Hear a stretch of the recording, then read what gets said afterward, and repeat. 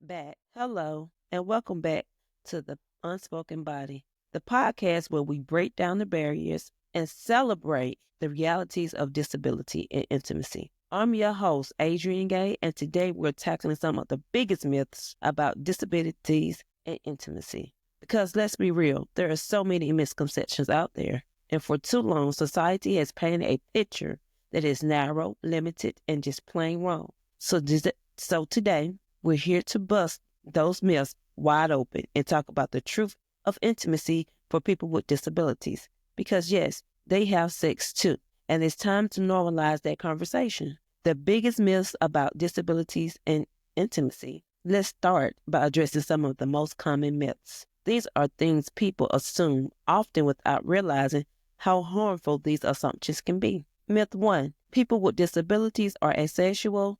This is one of the most persistent myths out there. The assumption is that if you have a disability, you don't have a sexual desire or aren't interested in intimacy. But that's simply not true. Disability and sexuality are not mutually exclusive.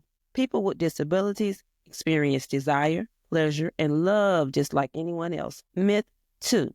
People with disabilities can have real sex. Here's the thing. There's no one-size-fits-all definition for what sex looks like. Intimacy is diverse and creative. It's about connection, communication, and mutual satisfaction, not just what society has defined it is. Myth 3. People with disabilities are burdens in relationships. This is another harmful and untrue assumption. Healthy relationships are based on communication, trust, and mutual respect. Disability doesn't make anyone a burden. It's just another aspect of a person's experience. Myth 4. Adaptive intimacy isn't real. Adaptive intimacy isn't real intimacy. The reality is if every relationship requires some adaptation and communication, whether it's positioning, using assistive devices, or finding creative ways to experience pleasure. Adaptive intimacy is just as valid and fulfilling as another form. These myths are damaging, not just because they're untrue, but because they silence real experiences and create shame. And that's why we're breaking them down today. Why these myths persist. So let's talk about it. Why do you think these myths stick around? Let's discuss it. First, there's a lack of representation. Mainstream media rarely showcases people with disabilities and sexual beings. They're often portrayed as passive, dependent, or completely asexual. And when you don't see yourself represented in stories about love and intimacy, it's easy to internalize the belief that you don't belong there. Second,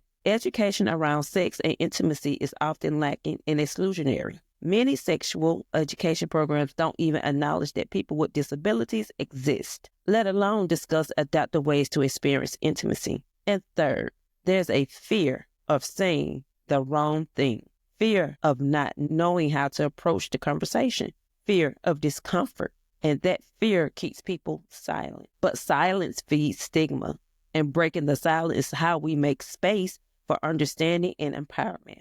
Real talk about disability and intimacy. So let's talk about the realities. There are some truths about intimacy and disability that often go unspoken. Intimacy is diverse. There are countless ways to experience connection and pleasure. It's not about fitting into a limited definition of sex, but about creating experiences that are meaningful and satisfying for you and your partner. Communication is key. Honest conversations about desires, boundaries, and comfort levels are essential. And that's true for everyone, disability or not. Adaptations are empowering. Adaptive devices and strategies aren't limitations. They're tools that empower people to experience intimacy on their terms. For positioning aids to sensory products, they are creative solutions that make intimacy more accessible and enjoyable. Pleasure is personal. Everyone's experience of pleasure is different. There's no right way to experience intimacy. What matters is discovering what feels good for you and your partner. And the most important truth, you deserve intimacy. You deserve connection. And you deserve to be seen as a whole, worthy, and desirable person. Stories from the community. Here are some voices from the community that highlights these truths. I used to think I wasn't allowed to be sexual because of my disability, but learning about adaptive intimacy changed everything. It made me realize I can experience pleasure in ways that are unique to me. Communication saved my relationship. Once my partner and I started talking openly about our needs and desires, our connection became deeper and more authentic. The first time I used an adaptive device, I felt empowered. It wasn't about limitations. It was about discovering new ways to feel good.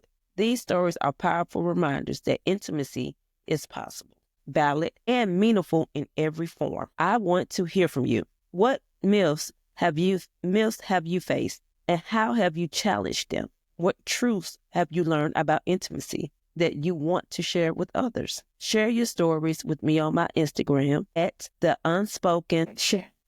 Share stories with me on my Instagram at